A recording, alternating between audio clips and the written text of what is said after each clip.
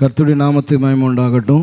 சங்கீதம் 89ஆம் சங்கீதம் அதனுடைய 21ஆம் வசனத்தை நாம் வாசிக்க போகிறோம். 89ஆம் சங்கீதத்தினுடைய 21ஆம் வசனம் வாசிங்க. என் கை அவனோட உறுதியா இருக்கும், என் கை அவனோடு உறுதியா இருக்கும், என் புயம் அவனை பலப்படுத்தும், என் புயம் அவனை பலப்படுத்தும். இந்த வசனத்தை நாம் இந்த மாதத்தில் எடுத்து நாம் தியானித்து கொண்டு வருகிறோம். 20ஆம் வசனம் 21ஆம் வசனத்தையும் நாம் தியானிக்கிறோம். கடந்த வாரங்களில் 20ஆம் வசனத்தை பார்த்தோம். என் தாசனாகிய தாவீதை கண்டுபிடித்தேன், என் பரிசுத்த தைலத்தினாலே அவனை அபிஷேகம் பண்ணினேன். எனவே முதல் வாரத்தில் கண்டுபிடித்தேன், chosen by God என்கிறதான காரியத்தை பேசணும். எதனாலே கர்த்தர் தாவீதை கண்டுபிடித்தார், ஏன் கர்த்தர் தாவீதை தெரிந்து கொண்டார் என்கிற காரியங்கள் எல்லாம் பார்த்தோம். அவனுடைய இருதயம், அவன் தேவனை சார்ந்திருந்தன், முற்றிலுமாய் கர்த்தரையே நம்பி வாழ்ந்தவன், நான் போகிறேன் என்று சொல்லக்கூடியதான அந்த கிருபை உள்ளதான ஒரு மனுஷனாக இருந்தான். அவனுக்கும் தேவனுக்கும் அவ்வளோ ஒரு அன்பு, தேவன் மேலே அவ்வளோ அன்பு இருந்த ஒரு இருதயம் அது. ஆமென், ஹல்லேலூயா. எனவே தான் அந்த இருதயம் அவரை துதித்து கொண்டே இருந்தது, பாடிக்கொண்டே இருந்தது, சோத்திரம் அவரை புகழ்ந்து கொண்டே இருந்தது. அப்படிப்பட்டதான அற்புதமான ஒரு இருதயம் அது. எனவே கர்த்தர் அவனை தெரிந்து கொண்டார். ரெண்டாவது, நான் அவனை என்னுடைய பரிசுத்த தைலத்தினால அபிஷேகம் பண்ணினேன். கடந்த வாரத்தில் பேசினேன், அபிஷேகம் என்றால் என்ன? ஆமென். அபிஷேகம் என்பது அந்நிய பாஷை பேசுவது அல்ல. அபிஷேகம் என்றால் என்ன, அவை எதற்காக பழைய ஏற்பாட்டிலே அபிஷேகம் பயன்படுத்தப்பட்டது என்பதையெல்லாம் நம்ம பார்த்தோம். ஆமென். அப்போ அபிஷேகம் ஒரு குறிப்பிட்ட காரியத்தை செய்யும்படி ஒருவனை பிரித்தெடுக்கிறது, ஒரு குறிப்பிட்ட காரியம் செய்யும்படி ஒருவனுக்கு அதிகாரத்தை அது கொடுக்கிறது.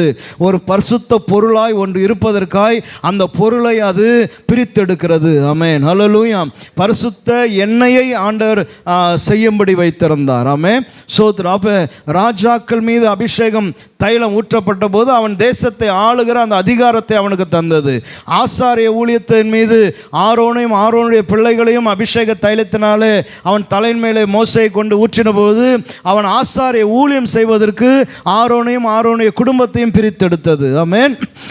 இப்படி ஒவ்வொரு காரியத்தையும் செய்வதற்கு அபிஷேகம் இருந்தது. நியூ டெஸ்டமென்ட் காலத்தில் கர்த்தருடைய ஆவியானவர் சீஷர்கள் அத்தனை பேருக்குள்ளவும் அவர் கடந்து வந்தார். அபிஷேகத்தின் கர்த்தர் இன்றைக்கு நமக்குள்ளே வாழ்ந்து கொண்டிருக்கிறார். ஆமென், ஹல்லேலூயா.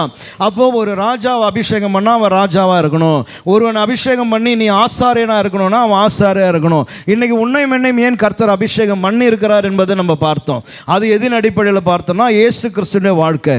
இயேசு சொன்னார், கர்த்தருடைய ஆவியானவர் என் மேலே இருக்கிறார், ஸோ அவர் என்னை அபிஷேகம் பண்ணியிருக்கிறார். எதற்கு சொன்னால் இந்தந்த காரியங்களை செய்வதற்காய் ஆவியானவர், கர்த்தருடைய ஆவியானவர் என்னை அபிஷேகம் பண்ணியிருக்கிறார். அப்போ இன்னைக்கு கர்த்தர் உங்களையும் என்னையும் அபிஷேகம் பண்ணியிருக்கிறார், அல்லது உங்களுக்குள்ளே ஆவியானவர் வாசம் பண்ணுகிறார் என்று சொன்னால் ஒரு குறிப்பிட்ட காரியங்களை செய்யும்படி கர்த்தர் உங்களுக்குள்ளே இருக்கிறார். ஆமென், ஹல்லேலூயா. பிரசங்கத்தை கேட்டுட்டு விட்டுடக்கூடாது. சோத்திரம். ஆமென். அப்போ ஆவியானவர் உனக்குள்ளே இருக்கிறார், நீ தேவனுடைய சபை என்று அவர் உனக்கு சொல்லி இருக்கிறாருன்னு சொன்னால் எதற்காய் உனக்குள்ளே இருக்கிறாரோ அந்த பணியை, அந்த ஜாபை, அந்த வேலையை நீங்கள் செய்யணும். இந்த பூமியில் வாழுகிற காலத்தில் ஒரு நாள் வரும், கர்த்தருக்கு முன்னாடி போய் நிற்கணும், கர்த்தர் உங்களோடு கூட பேசுவார். ஆமென், ஹல்லேலூயா, ஹல்லேலூயா, சோத்ரம். அப்போ அபிஷேகம் என்பது பாருங்க எல்லாருக்குள்ளும் இருக்குது. ஆவியானவர் ஒருவர். சோத்ரம். அபிஷேகத்தில் எல்லாரையும் கர்த்தர் அபிஷேகத்தில் வைத்திருக்கிறார். ஒவ்வொருவனுக்கும் வேறு வேறேதான பணிகளை கர்த்தர் தருகிறார். ஹல்லேலூயா, சோத்ரம். அதாவது கிருபை பாருங்க எல்லாருக்கும் சேம், எல்லாருக்கும் கர்த்தருடைய கிருபை இருக்குது. ஆனால் விசுவாசம் அப்படி இல்லை. விசுவாசம் எல்லாருக்கும் சேம் அல்ல. விசுவாசம் ஒவ்வொருவனுக்கும் வித்தியாசப்படுது. அவன் தெய்வனோடு கூட வாழுகிற வாழ்க்கையின் அடிப்படையில் அவனுடைய விசுவாசத்தின் அளவுகோல் மாறுகிறது. அதுபோல தான் அபிஷேகமும். ஆமென். ஒவ்வொருக்குள்ளும் இருக்குது. ஆனால் அது அவன் தேவனோடு கூட அவனுக்கு இருக்கிற உறவின் அடிப்படையில் அந்த அபிஷேகத்துடைய வல்லமையை கர்த்தர் உபயோகப்படுத்த ஆரம்பிக்கிறார். ஆமென், ஹல்லேலூயா. ஒருவனுக்கு தேவனோடு கூட எந்த சம்பந்தமும் இல்லை, எந்த உறவும் இல்லைன்னு சொன்னால் அவனுக்கு இருக்கிற ஆவியானவரால் ஒன்றும் செய்ய முடிவதில்லை. ஆனால் ஒருவன் ஜெபத்திலையும் கர்த்தரோடு கூட ஐக்கியத்திலையும் அவன் நெருங்கி வாழும் பொழுது அவனுக்குள்ள இருக்கிற ஆவியானவர் பல விஷயங்களை அவனுக்குள்ள வெளிப்படுத்துகிறார், அவனை கொண்டு செய்ய விரும்புகிறார், அவனை கொண்டு இந்த பூமியில் கர்த்தர் செய்து கொண்டு இருக்கிறார். ஆமென். எனவே இந்த ஆலயத்தில் அமர்ந்து கொண்டு இருக்கிறதான உங்கள் வாழ்க்கையில் ஏதோ ரட்சிக்கப்பட்டுட்டோம், ஞானஸ்தானம் எடுத்துட்டோம், நான் கிறிஸ்தவன் ஆகிட்டேன், இந்த சபையில் நான் ஒரு அங்கமாக இருக்கிறேன், அவ்வளோதான் அப்படின்னு சொல்லிட்டு சும்மா எதனா ஒன்றத்தை பேசின்னு கொண்டுன்னு அப்படியே இருந்துடக்கூடாது. ஆமென். ஹல்லேலூயா. ஒரு நாள் வரும், மூச்சு நின்று போயிடும், அவ்வளோதான். சோத்திரம். அடுத்தது ஒரு நாள் வரும், தேவனுடைய பிரசன்னத்தில் போய் நிற்கிற ஒரு நாள். அந்த நாளில் வெட்கத்தோடு கூட என்ன பண்ணக்கூடாது, நிற்கக்கூடாது. இந்த பூமியில் தேவன் செய்த காரியங்களை நான் செஞ்சேன்றதான நம்பிக்கையோடு கூட போய் நிற்கணும்.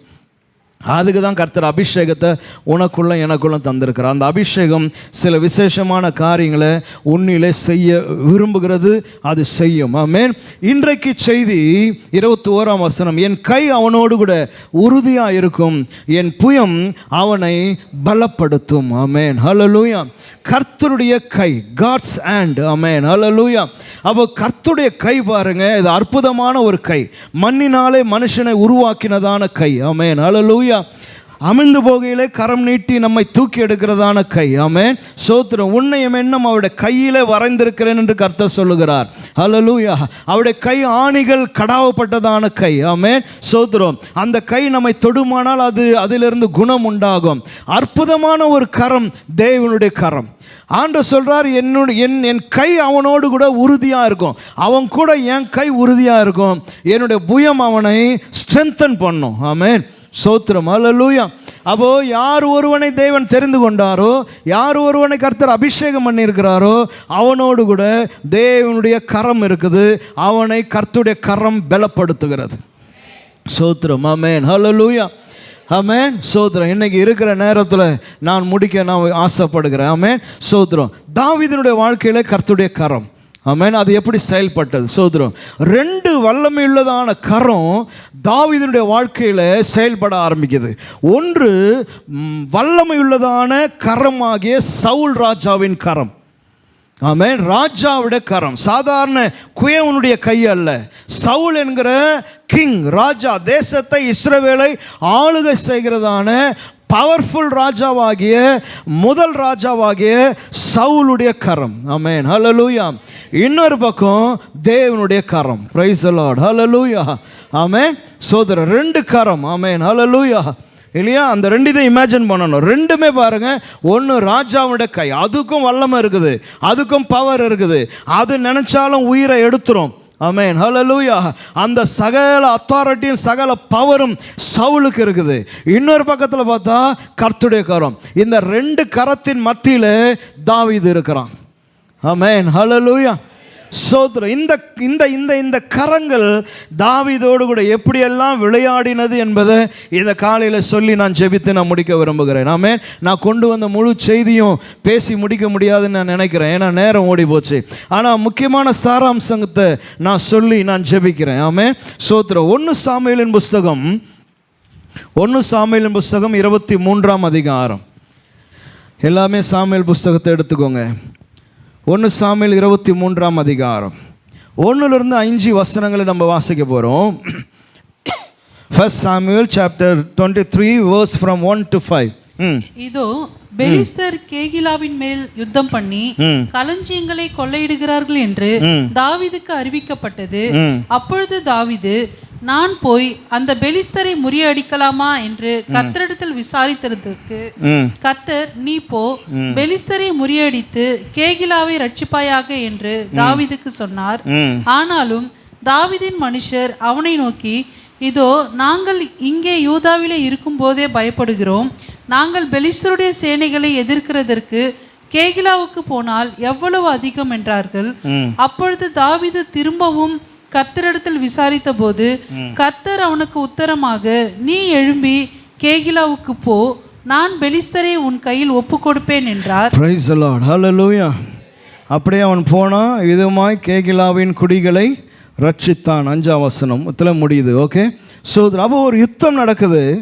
அந்த யுத்தத்தை குறித்து கேள்விப்பட்ட போது தாவீது சொல்கிற முதல் வார்த்தை 2ஆம் வசனத்தில், நான் போய். ஆமென். அங்கேயும் அதே தான் பார்த்தோம். கோலியாத்துக்கு முன்னாடி அவன் சொன்ன வார்த்தை என்னது?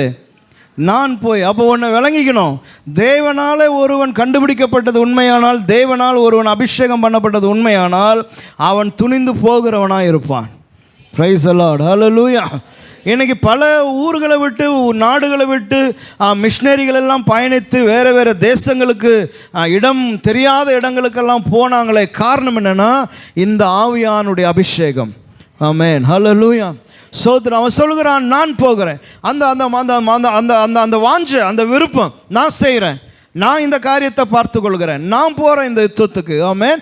அப்போ கர்த்தரிடத்தில் விசாரித்த போது கர்த்தர் என்ன சொல்கிறாரு? நீ போ. பிரைஸ் தி லார்ட் சொல்லுங்க. ஆமென், ஹல்லேலூயா.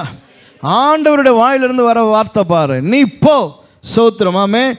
நான் போகிறேன் அப்படின்னா ஆண்டவர் சொல்கிறார், yes you go. Praise the Lord, ஹல்லேலூயா.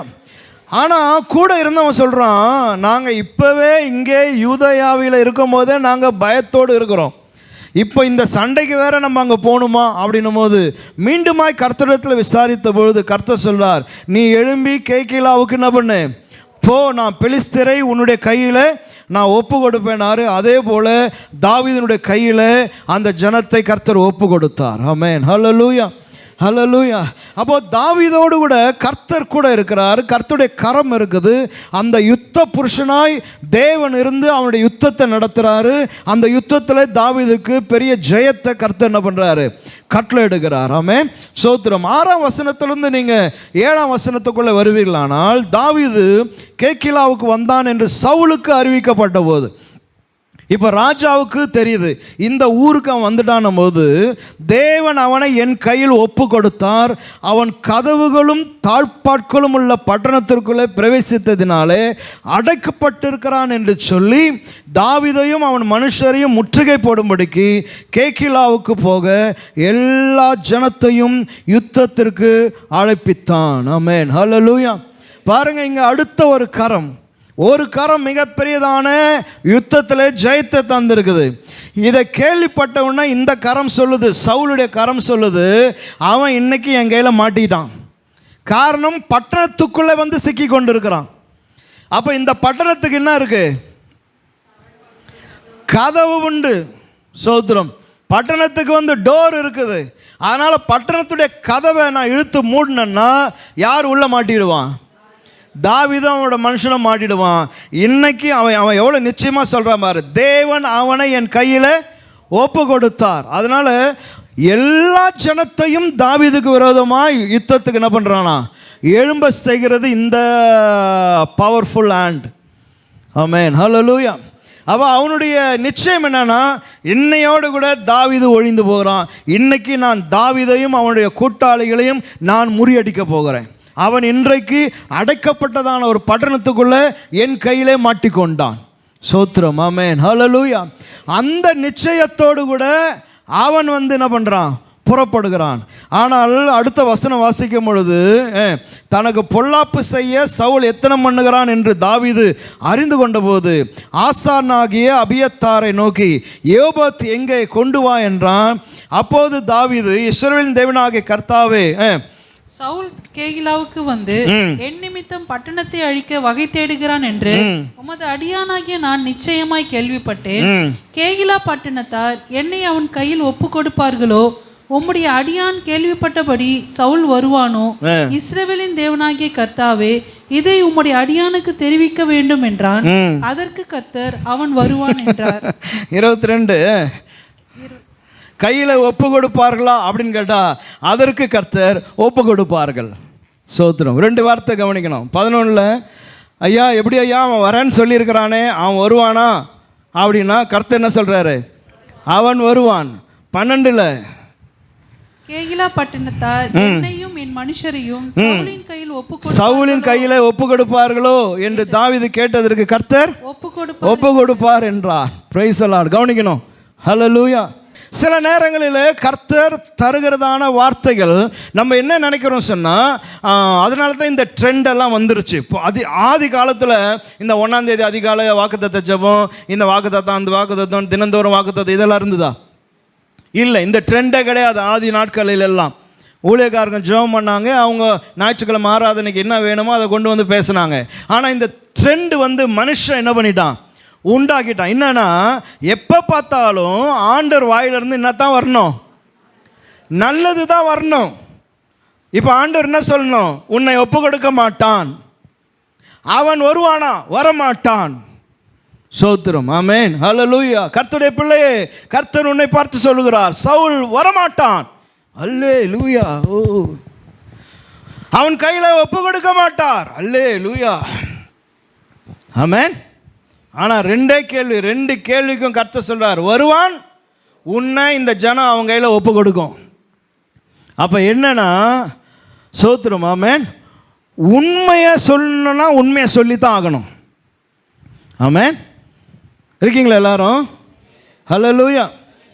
எனக்கு வியாதியாக இருக்குது அப்படின்னா என்ன இருக்குது? வியாதி இருக்குது. டாக்டர் என்ன சொல்கிறான்? இருக்குது. ரிப்போர்ட் என்ன சொல்லுது? இருக்குது. ஆமென். இந்த வியாதி என்ன கொன்னுடுமா? எஸ், கொன்னுடும். ஆமென். ஒரு நல்ல டாக்டர் என்ன சொல்லணும்? அதனால தான் டாக்டர் சொல்கிறான், இன்னும் 6 மாதம், 8 மாதம், 12 மாதம், 1 வருஷம். ஆமென். அப்போ டாக்டர் ரிப்போர்ட்டை பார்த்துட்டு என்ன சொல்லணும்? இந்த ரிப்போர்ட்டு படி உனக்கு என்ன இருக்குது? இந்த வியாதி இருக்குது, இது நடக்கும், இது இப்படி ஆகும். சோத்திரம். ஆமென். ஹல்லேலூயா. இந்த மாதிரி பேசினா சபைக்கும் ஜனத்துக்கும் பிடிக்க மாட்டேங்குது. ஆமென். எதனா ஒரு தீர்க்கதரிசி தலைமையில கை வச்சு சொல்லட்டுமே, ஜூன் 6ஆம் தேதி உனக்கு பரலோகம் தான். ஆமென். ஆண்டவர் குறிச்சிட்டாரு, 6ஆம் தேதி உனக்கு எல்லாத்தையும் போய் வீட்டின் காரியத்தை என்ன பண்ண ஒழுங்குபடுத்தினா நீ என்ன பண்ணுவ? தெரியாமல் கொள்ளாமல் அந்த மனுஷங்கிட்ட போயிட்டேன். ஐயோ, அந்த மனுஷங்கிட்ட போய் தலையை கொடுத்துட்டான், அந்த ஆள் எனக்கு டேட்டு குறிச்சிட்டான். அப்படி நீ தயவுசெய்து என்ன பண்ணாத, போயிடாத. சோத்திரம். ஆமென். ஹல்லேலூயா. ஆண்டவர் டேட்டு குறிச்சாரா குறிக்கலையா? ராஜாவுக்கே டேட்டு குறிச்சார். போய் சொல்லிவிடு, அவன் வீட்டு காரியத்தை என்ன பண்ணிவிடு, ஒழுங்கு பண்ண சொல்லு, அவனை நான் தூக்க போகிறேன். சோத்திரம். ஆமென். ஹல்லேலூயா. அப்போ ஒரு விஷயம் சபை விளங்கி கொள்ளணும். ஆமென். சோத்திரம். ஒரு பிளட் டெஸ்ட் எடுக்கிற, ஒரு ரிப்போர்ட்டை பார்க்குற, ஒரு ரிப்போர்ட்டை டாக்டர் படிக்கிறான் அப்படின்னா அவன் என்ன சொல்லுவான்? அதில் இருக்கிறத தான் சொல்லுவான். ஆமென். ஹல்லேலூயா. சோத்திரம். ஆமென். இயேசு கிறிஸ்து சீஷரை பார்த்து 14, 15, 16, 17 சாப்டர் 4 சாப்டரையும் பேசிட்டார். ஏன்னா அவர் போகிறார், அதுக்காக இவன் பயந்துட போகிறான்னு ஆறுதல் படுத்த அவ்வளோ வார்த்தையும் பேசிட்டு கடைசியாக அவனை பார்த்து என்ன தெரியுமா சொன்னார்? உலகத்தில் உனக்கு உபத்திரம் உண்டு, அவ்வளோதான். அவ்வளோ பாவி மனுஷா, இவ்வளோ மணி நேரம் உட்கார வச்சு பேசிட்டு கடைசியாக என்னது? உலகத்தில் உனக்கு, ஐயோ, இதுக்காக உண்மை பின்பற்றி வந்தோம். உலகத்தில் உனக்கு உபத்திரமே இல்லை, பாடு இல்லை, கண்ணீர் இல்லை, ஆமென், வியாதி இல்லை, உனக்கு மரணம் இல்லை. மரணம் இல்லைன்னு கூட பேசுகிறான். மரணம் இல்லை இல்லை இல்லைன்னா விசில் அடிக்கிறான், சும்மா விசில் பறக்குது. சோத்ரு. இங்கே இவரு எல்லாம் இருக்கிறது அப்படின்றார். ஆமென். வருவானா? வருவான். என்னை ஒப்பு கொடுப்பானா? ஒப்பு கொடுப்பான். என்னை சாவடிச்சிருவானா? அடிச்சிருவான். சோத்ரம். வியாதி வருமா? வரும். ஆமென். கஷ்டம் வருமா? வரும். ஹல்லேலூயா. அப்போ இதை எதிர்நோக்கக்கூடியதான விசுவாச வீரனா நீ நானும் மாறணும். ஆமென். வேவு போய் பார்த்துட்டு வந்தான், 40 நாள் வேவு பார்த்தான். சும்மா சூப்பரான 12 பேர் இல்லையா? கோத்திரத்துக்கு ஒருத்தனை கர்த்தர் தெரிந்து கொண்டார். எவ்வளோ பெரிய பெருமை! ஒரு கோத்திரத்தில் ஒருத்தனை கூப்பிடுறாரு மோசே, அப்படி முன்னாடி வந்து நிற்கிறான். அடுத்த கோத்திரத்தில் 12 பேர், சும்மா அவர்களை விட இவன் ஒரு ஸ்டெப்பு மேலே. எடுத்துன்னு நிறுத்திட்டு சொல்கிறார், நீ உங்களை தான் அனுப்ப போகிறேன் அப்படின்னா அவன்லாம் எப்படிப்பட்ட வீரன்! 40 நாள் போய் எங்கே, எந்த ஊரில்? கானானில் போயிட்டு 40 நாள் என்ன பண்ணுறாங்க? வேவு பார்க்குறாங்கன்னா, வேவு பார்க்குறதுனா சும்மா விஷயமா? அதுவும் என்னென்ன செய்யணும்னு வேலை லிஸ்ட்டு போட்டு கொடுத்துட்டாரு. நிலம் எப்படிப்பட்டது, இது எப்படிப்பட்டது, அவன் கல் வீட்டில் வாழ்கிறானா, மச்சு பாய்ந்த வீட்டில் வாழ்கிறானா, அவனுடைய கனிகள் எப்படி இருக்குது, அவனுடைய அரசியல் சூழ்நிலை, இவ்வளோ ரிப்போர்ட்டையும் என்ன பண்ணணும்?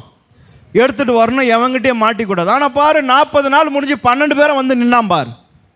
அவன் தான் சீமா. ஒருத்தன் கூட சாவலியே வேவு பார்த்துட்டு. 12 பேரும் சூப்பராக வேவு பார்த்துட்டு சொன்னபடியே அந்த நாட்டில் இருக்கிறதான ஒரு திராட்சை கொலையும் தூக்கி நின்று பண்ணிட்டான்.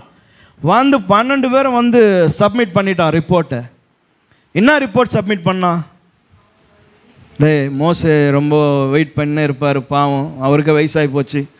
நம்ம போக மாட்டோம், வரமாட்டோம், அவன் வெட்டுக்கிளி, நாங்கள் வெட்டுக்கிளி மாதிரி இருக்கிறோம், அவன் காட்டான் மாதிரி இருக்கிறான், அதனால் நாங்கள் போய் ஆடி மாட்டோன்னா மோசே ஹார்ட் அட்டாக் வந்துட போகுது. அதனால் ரிப்போர்ட்டை மாற்றி எழுதுறா. ஆமென், சோதரன். அவன் வெட்டுக்கிளி போல் இருக்கிறான், நாங்கள் ராட்சதரை போல இருக்கிறோம். அல்லேலூயா, நிச்சயமாக நாம் ஜெயித்து விடுவோம். ஆமென், அல்லேலூயா அப்படின்னு ரிப்போர்ட்டை எழுதி கொண்டு வந்து மோசேக்கு சந்தோஷத்தை கொடுக்கறதுக்கு ரிப்போர்ட்டு கொடுத்தாங்க. இல்லை, மோசே ரிப்போர்ட்டை வாங்கி பட்சா என்ன சொல்லுது? போக மாட்டோம், பிடிக்க மாட்டோம், நாம் செத்து போவோம், நாம் பெஞ்சாதி பிள்ளைகளை அவன் இழுத்து கொண்டு போய் விடுவான், நம்மையோ இங்கேயே கொண்டு போட்டு விடுவான். சோத்திரம். Amen. That is the right report, good report. நமக்கு தான் அதெல்லாம் பிடிக்க மாட்டேங்குது. நம்ம என்ன நினைக்கிறோன்னா, எப்போ பார்த்தாலும் பாசிட்டிவாகவே பேசணும்னு நினைக்கிறோம். எப்பவுமே வாயிலிருந்து உன்னை ஆசீர்வதிப்பார், உன்னை இப்படி பண்ணுவார், உன்னை அப்படி பண்ணுவார், உனக்கு எதுவுமே இல்லை, உனக்கு கண்ணீரே இல்லை, உனக்கு துக்கமே இல்லை, உனக்கு வியாதியே இல்லை, உனக்கு பலவீனமே இல்லைன்னா சொன்ன அடுத்த நாள் உனக்கு வியாதி வந்துடுத, நீ ஹாஸ்பிட்டலுக்கு போறிய. ஆமென். அப்போ எல்லாம் இருக்க தானே செய்யுது. அப்போ உண்மை என்ன என்பதை ஏற்றுக்கொள்ளக்கூடியதான மனப்பக்குவத்தையும் விசுவாசத்தையும் கர்த்தர் தரணும். சோத்திரம். ஆமென், ஹல்லேலூயா, ஹல்லேலூயா, ஆமென். இன்னைக்கு ஊழியக்காரனுக்கு கூட அவனுடைய சரீரத்தில் உண்டாகிற மாற்றத்தையே ஏற்றுக்கொள்ள முடியல. வயசாக ஆக வெள்ளை முடி வருதுன்னா அந்த வெள்ளை முடியை கூட ஏற்றுக்கொள்ள முடியாத ஊழியக்காரன் இருக்கிறான், போய் டை அடிச்சுன்னு வந்துடுறான். ஆமென். வயசான முடி கொட்டும், சொட்டை விழும், அதை நான் ஏற்றுக்கொண்டு தான் ஆகணும். இதுதான் எனக்கு ஆண்டவர் இந்த பூமியில் வச்சிருக்கிற இயற்கை. ஒன்று, இதுக்கு லட்சக்கணக்கான பணத்தை கொண்டு போய் இதில் ஓட்டை போட்டு இதில் முடிய சொருவி இன்பிளான்ட் பண்ணி முடி வச்சுக்கிறான், இல்லைன்னா டோப்பா வாங்கி மாட்டிக்கிறான். அப்போ ஊழியக்காரனுக்கே தன் சரீரத்தில் ஏற்படுகிறதான இந்த வயது மூப்பை என்ன பண்ணிக்க முடியல, ஏற்றுக்கொள்ள முடியல. பாருங்க, ஏன், எதனால? அப்போ இதையே உன்னால் ஏற்றுக்கொள்ள முடியலன்னா வாழ்க்கையில் வருகிற தோல்விகள் எல்லாம் எப்படி நீ ஏற்றுக்கொள்ள போகிற, எப்படி அதை பார்க்க போகிற, எப்படி அதை சமாளிக்க போகிற? அப்போ தேவனுடைய கரம் அவனோடு கூட இருக்குது, பெரிய யுத்தத்தில் ஜெயத்தை கொடுத்துட்டாரு. இப்போ இந்த கரம் வருமானு கேட்டால் அவர் சொல்றார், எஸ், இந்த கரம் நிச்சயமாய் உன்னை தொடரும், வரும். ஏன்னா அதுக்கு அந்த பவர் இருக்கு. சோத்திரம். ஆமென், ஹல்லேலூயா. ஏண்டாப்பா இப்படியெல்லாம் பேசுகிற நீ அப்படின்னு சிலர் மனசுக்குள்ளே என்னை திட்டின்னு இருப்பீங்க, திட்டுங்க. ஆனால் நான் பேசுகிறத நான் பேசிடுவேன். ஆமென், ஹல்லேலூயா. சோதரன், நாளைக்கே எனக்கு ஒரு பிளட் டெஸ்ட் ரிப்போர்ட் எடுத்துன்னு போய் டாக்டர்கிட்ட காட்டி டாக்டர் என்னை பார்த்து இந்த வியாதி இருக்குதுன்னு சொன்னார்னா நான் அங்கேயே மயக்கம் போட்டு விழுந்துடக்கூடாது. நான் அவரை பார்த்து என்ன சொல்லணும், ஏற்கனவே தெரியும் டாக்டர் இதெல்லாம் வரும்னு. அதனால் எல்லாமே வரும், எல்லாம் இருக்குது, அவ்வளோதான். இது தெரிஞ்ச விஷயம். வருவானா வருவான். அப்போ கர்த்தருடைய கரை என் கூட இருந்து ஏன் எனக்கு உதவி செய்யலை, ஏன் அப்படி பேசுச்சு? ஆமென், சோத்திரம். ஏன் இது வரேன்னு சொல்லுச்சுன்னா கர்த்தர் சொல்றார். எதுக்கு சொல்றார் கவனிக்கணும், வாசிங்க. ஆகையால் தாவீதும் ஏறக்குறைய 600 பேராகிய அவன் மனுஷரும் எழும்பி கேகிலாவை விட்டு புறப்பட்டு போகக்கூடிய இடத்திற்கு போனார். போடுவார். அல்லேலூயா, நல்ல சத்தமா போடுமா. வரும் அப்படின்னா இல்லை தாவீது, எப்பா வராதுன்னு சொல்லு. தாவீது ஒரு மாதிரி பயந்துட போகிறான் அப்படின்னு. இல்லை தாவீதே, ஆண்டவர் சொல்கிறார் வரமாட்டான்றார். என்னை ஒப்பு கொடுப்பானா? இல்லை ஆண்டவர் சொல்கிறார் உன்னை ஒப்பு கொடுக்க மாட்டான்னு. அங்கேயே உட்காந்து சாப்பிட்டு உட்காந்துருந்தான்னா வந்து தூக்கிட்டு இருப்பான். ஆண்டவர் சொல்கிறார் வருவான், உன்னை இந்த ஜனம் அவன் கையில் ஒப்பு கொடுக்கும். இதை கிளியராக ஆண்டவர் சொன்ன உடனே அவனும் அவனுடைய ஆட்கள் எல்லாம் எழும்பி போக வேண்டிய இடத்திற்கு போனார்கள். என்ன சொல்லுங்கள்? பிரைஸ் தி லார்ட், ஹல்லேலூயா, ஹல்லேலூயா. என்ன காரியம் நம்ம காதில் விரும்பாதது வந்து விழுந்தாலும் நம்ம போக வேண்டிய ஒரு இடம் நமக்கு இருக்குது.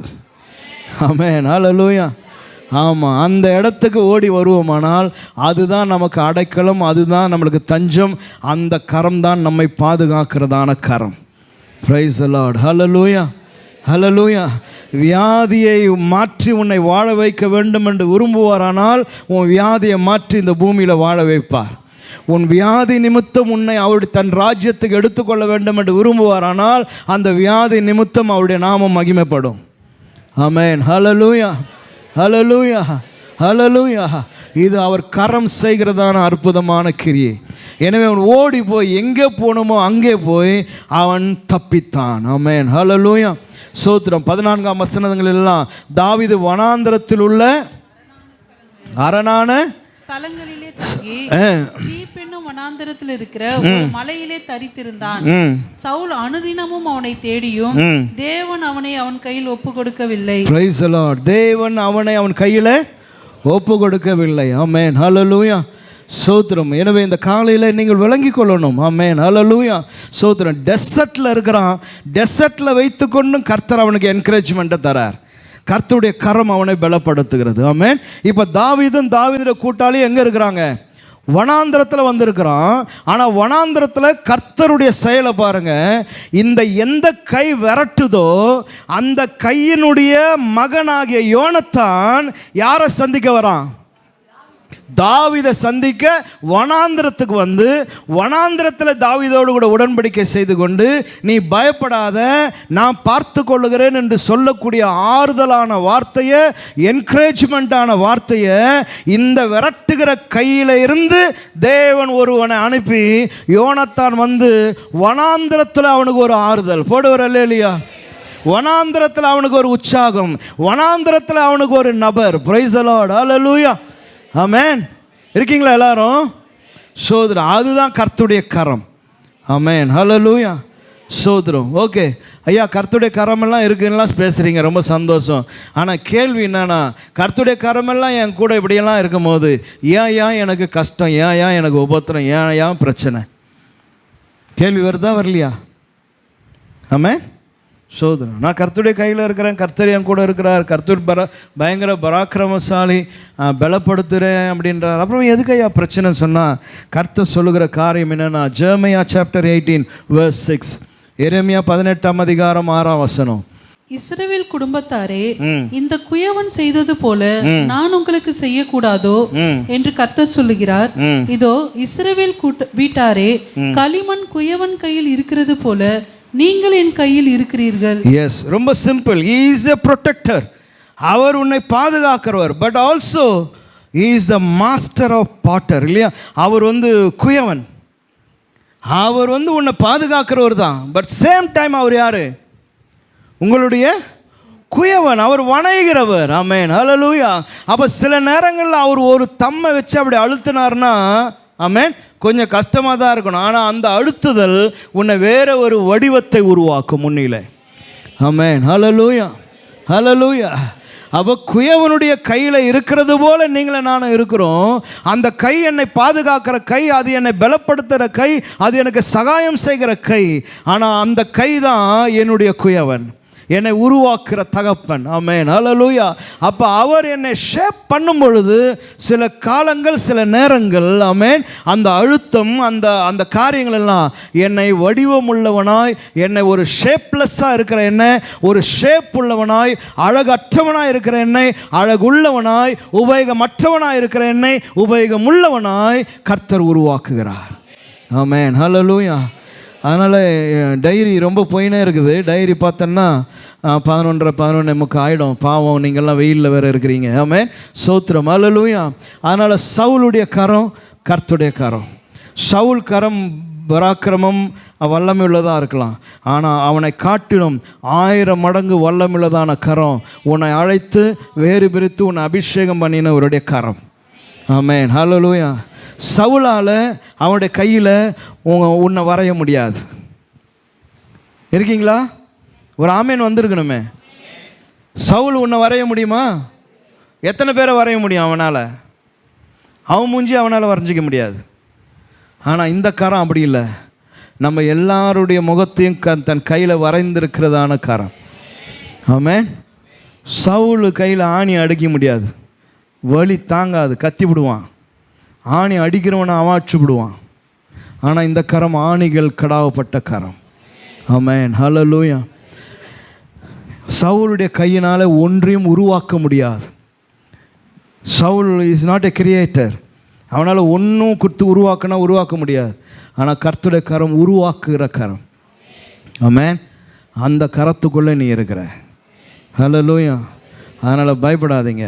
உங்களுக்கு எதிராக உங்களுக்கு விரோதமாக என்ன பேச்சுக்கள் வந்தாலும் என்ன காதில் வந்து விழுந்தாலும் ஆமென், உண்மையை உண்மையாக ஏற்றுக்கொள்ளுங்க. அதிலிருந்து தப்பி போகிற வழியை கர்த்தர் தருவார். சோத்திரம். ஆமென். ஹல்லேலூயா. எடுத்த வசனம் என்ன? என் கை அவனோடு உறுதியாக இருக்கும், என் புயம் அவனை பலப்படுத்தும். இந்த வசனத்தின்படி கர்த்தர் உங்களை ஆசீர்வதிக்கட்டும். நாம் ஜெபம் பண்ணுவோம்.